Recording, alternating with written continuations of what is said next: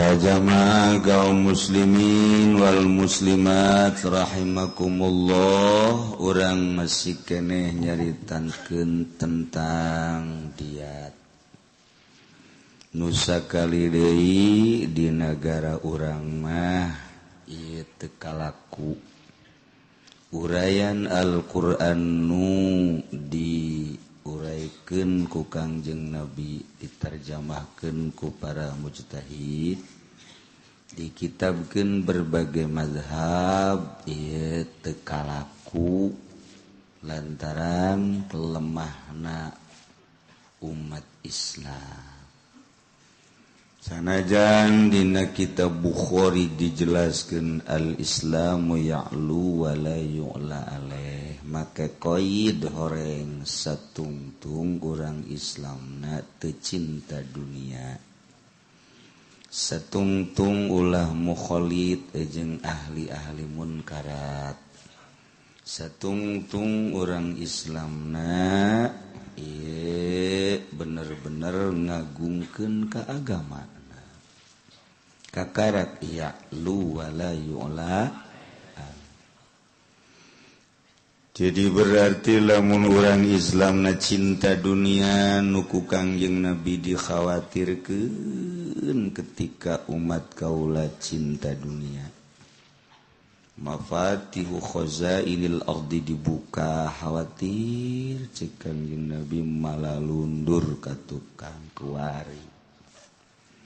Ketika umat Islam mukhalid jeung ahli-ahli munkarat jeung kafir, khawatir cek Kangjeng Nabi kuari. Ketika geus teu ngajungjung agamana, maka dikhawatirkeun ku Kangjeng Nabi. Urang nu tilu eta kuari geus nembrah cinta dunia kabehan. Ku cinta-cinta na haram ge ditabrak, ngeridit bunga bang. Ieu mah ngomong bae sanajan terus bae ngeriditna.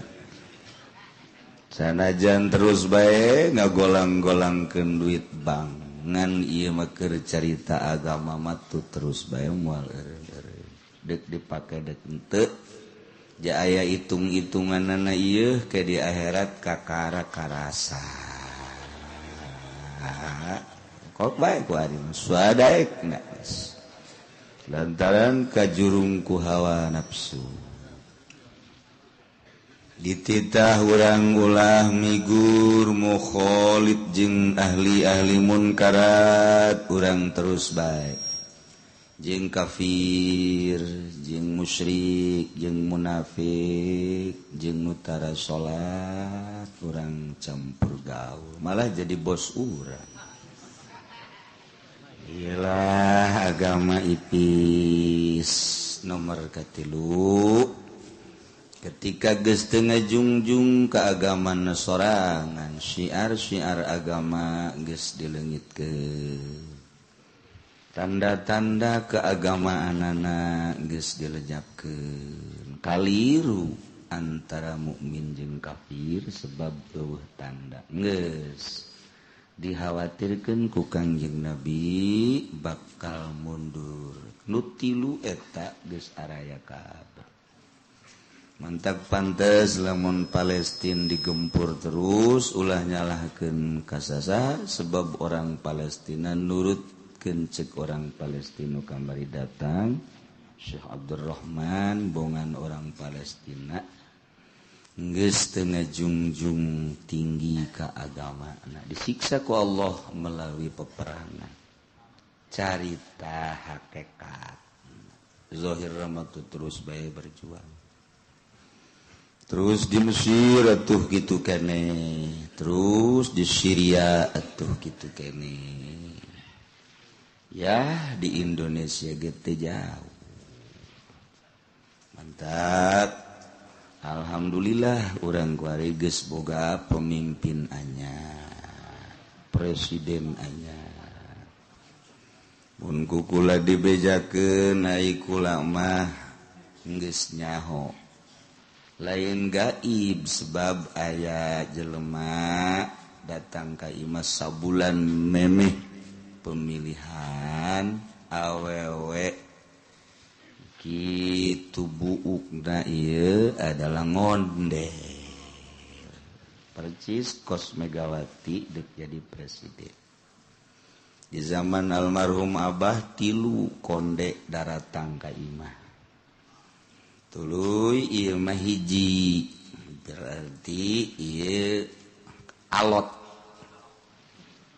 jadi geus jelas kula mah geus ngomong kanu di imah ge sacenah nu di imah ulah loba omong salah di imah we pokona mah sok aya nyaho bae asana tetep nu menang mah ieu Megawati berarti Jokowi geus teh kitu sababaraha urang lah nyaongan kula haju dibere isyarah aya tamu urang Gunung Karang geus teh keluar-luar jelemaana ibadah baik ka Allah sacenah ke sok aya nyaho sia mah moal dibere jawab sebab sia mah ka ditu deuk minta impo bae teu bareres mau apa nuk minta maca sholawat zikir impo malu minimal gede hutang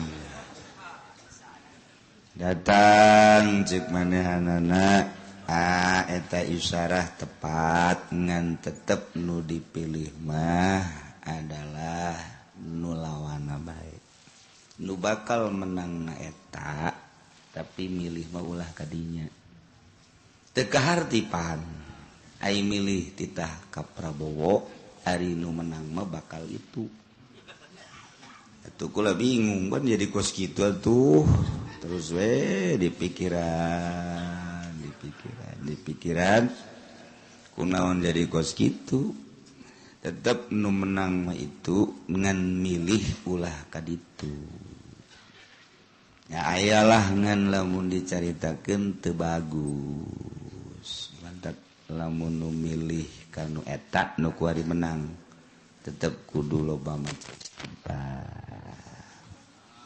isyarahna seperti itu nya tah kos kitulah ke iraha-iraha tetep dibejakeun ngan kuari mah haneut keneh moal wakadewe kege karasa ku urang kabehan japa mimpin urang nyata-nyata atuh KPU seperti kitu paingan milih mah kudu kanu eta sanajan nu menang mah nu itu jadi aya keneh malah aya deui nu saurang deui mah nu mere isyarah teh masih di Kabupaten Tangerang keneh ngan ti loka pangijeng jelema saha cenah kieu jurig meureun teh mah sia mah kadinya bae emang batur jurig meureun aya sarua isyarahna kos kitu keneh tapi per detik ieu masih kene aya nu mere-mere isyarah teh berarti aya kompromi khusus wallahu alam kahareupna mah tah kos kitulah sabenerna nu asli nama kos kitu mentak tarik teuing teu kula lemah teuing teu sebab naon ari nu menang geus dibejaan ku konde eta tamu ge loba atuh nu hadir dirinya ngan nanyakeun teu dibejakeun ka belah dieuna kos kitu nah ngan milih mah cenah ulah kadinya aya lawan beureun wallahu a'lam lumantak para ulama ahli-ahli Allah ahli ibadah tetep teu milih kanu menang sanajan geus nyarahun bakal eleh Habib Lutfi kurang kumaha Habib Ja'far kurang kumaha Habib Salim di Arif geus nyahun kemudian sababaraha kiai ngan sukut kajeun aya panitah antak nu teu milih teu baragus kabeh ge ngan aya niatan bagus doang nya nu kuari mah sing loba istighfar urang kabehan sakitu bae geus jak kabeh geus aya tulisanana ti Lauhil Mahfuz kabeh kajur didongkrak ku kumaha ge moal bisa geus urang nol kendai urang bariasa deui eta pimpinan urang doakeun mudah-mudahan nyana bisa mimpin kalawan jujur jeung adil rakyatna bener-bener ngarasa dipimpin Indonesia mudah-mudahan aman ulah aya gontok-gontokan jeung ulah aya nanaon sehingga urang ibadah ka Allah tenang jeung tentrem sakitu ulah jadi masalah nol deui biasa deui tinggal urang nungguan kumaha kahari teh ieu mah carita tentang agama mengenai tentang diat nu ieu mah hanya koleksi unggul di jero hate minimal urang sanggeus nanyaho ulah ngaganggu ka batur lantaran sanajan di dunia henteu diadili jauh pengadilan dunia anu beres urang nyaksian jaksa sakitu saremna horeng di satu kangeuna mah butuheun duit satungtung jaksa butuh duit moal nyaan dina mutus hukumna hakim jeung jaksa ngan bajuna doang hararideung jeung bareureug orenganan hatena mah geuneuk maleukmeuk dek mutus hukum kumaha mentak peradilan dunia mah sakikieuna bae tinggal engke di akhirat hakim jeung jaksa teh disiksana beda jeung batur kabedaanna batur mah digeceburkeun ka neraka nya mah diiris-iris ku hinis panai diiris ku hinis mah angel nyerina cekna ieu dijeburkeun bae ka neraka moal cek malaikat ieu meunang hingisna ge ti pasir gadung cekna hinis aduh udah eta bakalna jaksa advokat hakim beda siksaanana jeung nu sejen mah gejebur dikulub di neraka jahanam nyana mah diiris mik lain make seukeut lain make peso seukeut tapi make hinis ajun hinisan geus wet ditendeunan jeruk yang ti mana meureun jeruk mepisna ieu mah hukum picis ngaranna nu kieu mah aya ke carita hadis Kangjeng Nabi sarua jeung diiris-iris ku hinis Allah alam ke di akhiratna ieu mah sakadar caritaan kos itu percaya urang mah ja ieu nu nyaritana Kangjeng Nabi urang Kangjeng Nabi Muhammad sallallahu alaihi wasallam bagi jaksa hakim advokat anu teu jujur jeung teu adil mutus hukumna katongton ke ku urang di akhirat insyaallah kan sangkilan jadi kiai gerarisi kumaha risina lantaran geus loba pagedrug jeung keputusan negara tolak tilu tetep bae di negara jadi hiji kiai mimi lu kuari loba tapi kukula kadenge kene loba kene kiai salap mah tetep tilu bae aya nu disogok make jeruk hasem entah cara tilu bae barang jeruk amis bener jadi hiji sial teh kiai iya tilu wae geus bain ku bro ieu kuari geus beraja lelah kan aya nu mutuskeun hiji mantap kula lamun aya nu datang geus tilu acan-acan kiai anu mah hiji tuturkeun kiai anu kusia ayo engke di akhirat ngadu jeung aing waduh cenah kiai kos bapak kolot sampai kapangan loba omong soe geus ku aing bisa bodoh maksudnya dek milu ke aturan kitab atuh mangga henteu milu atuh sabodoh kula-kula atuh nyana-nyana ngan kan geus teu satu suara pek bae atuh rek kumaha ge keja aya itung-itunganana ieu di akhirat ieu manusieun ka Allah bae nusieun ka Allah tuh tapi kan dibuktikan ku Gusti Allah asal tilu talak tilu dijadikeun hiji rumah tanggana teu beres maju ku majuna tapi ribut bae eleh kareng kosong mah tatanggananya ribut deui ketepuguh dagang lagi ke hancur dan lain sebagainya anu dikenakeun panyakit nu model.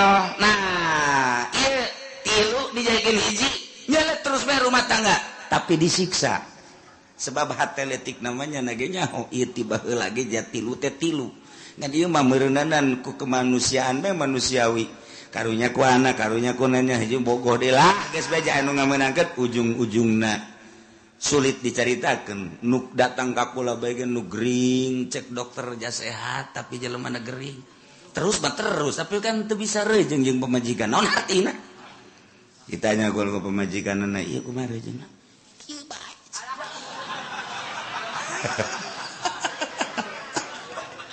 cek di tanggal Ambon naon eta bukan siang aja di ditu kumaha nyaho we pokona banget terus napa eta naon artina kikituan nih walau gol Zaid Umar Bakar dadap kolin naik parahu atau naik kapal kemudian ceki Zaid kaki Umar teh Umar mana barang-barang sia mana iya jeung ieu geus aditu kalautkeun piceun meureun rada oleng ieu si kapal teh ala kadar oleng encan banget olengna ceki Zaid Umar geus kalautkeun demi kemaslahatan kabehan ieu ieu barang aing tanggung jawab aing kumaha tah lamun kos kitu laukola lamun ki Zaid ngomong kaki Umar alkimataka balangkeun barang-barang anjeun geura ka laut walaya domanu tanggung jawab aing sabaraha duiteun ku aing sia dibayar ku aing nu penting ieu balangkeun ka laut tah eta teh Ki Zaid ngomong kos kitu ketika datang ka darat domina katembuhan wajib bayar bahasana walaya domanu atau alani dominun sarua bae pokona mah balangkeun ku sia barang sia ka laut tanggung jawab aing ke di darat ku aing sia diganti Zaid katempuhan wajib ngaganti tapi lamun kieu doang mah bahasana teh mana barang sia balangkeun mar balangkeun ngan saku teh alki doang henteu nyebutkeun balangkeun barang sia mar henteu Umar aya geura balangkeun ngan sakitu doang alki doang henteu make alki mataka tah eta kos kitu mah cenah henteu wajib katempuhan Ki Zaid teh sebab ngan sakadar bahasa alki doang teu jelas naon nu dibalangkeun teh naon ini dibalangkeun teh apa barang nyana apa barang batur apa diri manehanana atawa naon jadi teu jelas Umar aya geura balangkeun mungkin pulpen balangkeun batuh nu mantak lamun bahasana ngan sakadar alki doang na ieu teu wajib katempuhan Ki Zaid wa inna mayadmanu multamisun li khopi gorpin gorokin nu mantak ngananggung yane katempuhan multamis anu nitali khopi gorokin lantaran kernas yen kakerem walam yaktasona polil qabil mulki tetangtung kamangpaatan malangkeun kanu malangkeun nu mantak tetep bae wajib katempuhan aya hiji manjanik teh bentukna okos kitu jepretan mun gede aya jepretan mah manjanik nengen leutik ku sorangan tah budak angon tah mah latihan perang ngajepret buah tatangga jadi itu mah latihan perang ngan buah tetangga korban Kanjeng Nabi Daud itu hebat punya jepretan teh nah iya jepretan ngajepret eta kan tetep bae kudu diincer heula eta jepretan leutik jepretan gede ditangtungkeun kemudian atuh ieu na gede karetna wadahna gede tak eta teh ditarikna kan henteu bisa ku sorangan ai gede mah lantaran ieu mah perang mungkin bae nu dijepretkeunana batu mungkin bae atuh ieu teh bom ya, antu ngaranna ge alat manual ieu mah kuari geus moal kapake mau perang kos kitu atuh geus kali ini perang make jepretan kos kitu. Ikir cerita teori-teori zohir. Tapi kapan hari ahli Allah malain gitu? Urang menyatakan ahli Allah waktu lain deui. Lantaran di dunia perkumpulan walita di Lubnan, Libanon, Israel berarti. Palestina. Lamun di Mesir eta teh perkumpulan wali Aswaib. Lamun di Syria perkumpulan wali Nujaba. Kapan aya negara perkumpulanana Nujaba Eropa Aswaib. Eta teh negara-negara mana perkumpulanana ketika ka Lubnan ka gunung Lubnan. Eta teh singgah heula di Syria para Nujaba, di Mesir para Aswaib, di Yaman para dan lain-lain sebagainya. Ya, tak eta singgah heula ke Kakarak geus di waktu nu ditangtukeun berangkatlah ke Gunung Lubnan. Didinya manehanana naon nu dibicarakeun ku para aulia-aulia Allah.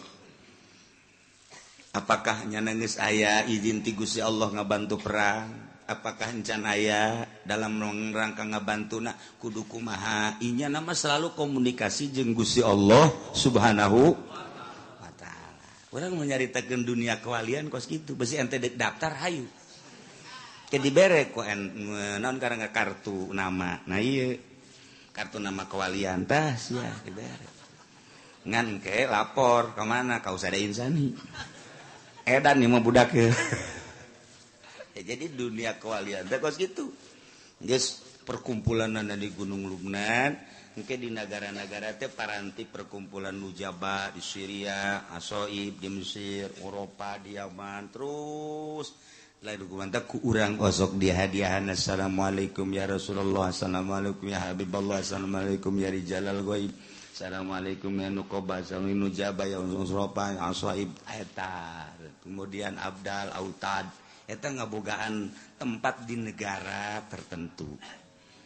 Nah gitulah warige lamun kurang dicaritakeun perang Palestina teh modern, senjata nu sangat sederhana tetapi loba korban nu luar biasa di Israel ge sarua bae encan anu salalatres jeung nu araredan. Tapi engke dibuktikeunana mah ku Gusti Allah terakhir Mahdi. Jadi urang kuari carita segala khalifah, carita segala gitu pemimpin Islam boleh-boleh sajalah, tetapi moal terjadi nu bakal terjadi mah engke pemimpin terakhir Mahdi. Iraha engke kapan Mekah dilegaan, Madinah dilegaan, idinya bakalna engke aya jelema antara maqam baina rukni wal maqam, nyana salat bae di dieu teu eureun-eureun salat bae Allahu akbar. Allahu akbar. Asal salam Allahu akbar. Cirina geus dibejaan hiji irungna mancung, kadua buukna kos Kangjeng Nabi, turunna Kangjeng Nabi ngaranna Ahmad bin Abdullah, dimahdikeun ku Kangjeng Nabi. Ieu nangke aya hunungan di dieu di pipina teh. Jadi moal keliru. Geus dibejaan tanda-tandana, besi di lemur ente aya nu hunungan. Ieu Mahdi gantung ya gahana. Make bajuna dua lapis abaya teh baju gubah cuman belah hareup nu hiji jerona putih nu hiji di luarna hideung gagah kemudian make udeng-udeng